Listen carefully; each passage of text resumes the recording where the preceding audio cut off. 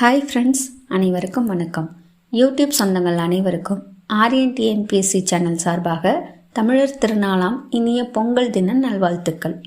எல்லோரும் ரொம்ப ஹாப்பியாக பொங்கல் செலிப்ரேட் பண்ணுங்கள். பொங்கல் செலிப்ரேஷன்லாம் டைம் வேஸ்ட்டு, அந்த டைமில் படித்தா 4 கொஷினாவது அடிக்கலாம்லாம் யோசிச்சுட்டு இருக்காதீங்க. உலகத்தோடு ஒட்ட ஒழுகல் பலகற்றும் கல்லார் அறிவிலாதார்.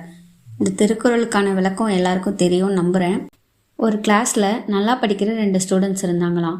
குவார்டர்லி எக்ஸாம்ஸ்க்கு 1 மந்த்துக்கு முன்னாடி அந்த ஸ்கூலில் ஒரு டூர் அரேஞ்ச் பண்ணியிருந்தாங்களாம். 2 பேரில் ஒருத்தன் டூர் போகிறதுக்கு பிளான் பண்ணான். இன்னொருத்தன் அவங்க டூர் போகிற நாளில் எப்படியாவது நம்ம படித்தோன்னா குவார்டர்லி எக்ஸாம்ஸில் மற்றவங்கள விட நிறையா மார்க் எடுக்கலான்னு பிளான் பண்ணான்.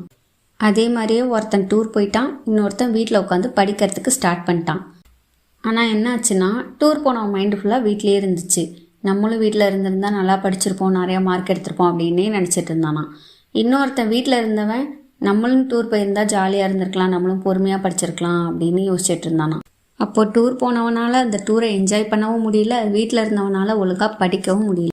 நான் TNPSC படித்தப்ப எந்த ஒரு ஃபங்க்ஷன் வந்தாலோ ஒரு செலிப்ரேஷன் வந்தாலோ எனக்கு முதல்ல ஞாபகம் வருது இந்த கதையாக தான் இருக்கும். இந்த கதையிலேருந்து நான் கற்றுக்கிட்டது என்னென்னா, எந்த ஒரு விஷயம் பண்ணாலும் அதை முழு மனசோட பண்ணணும். ஆற்றுல ஒரு கால் சேத்துல ஒரு கால்னு இருக்கக்கூடாது.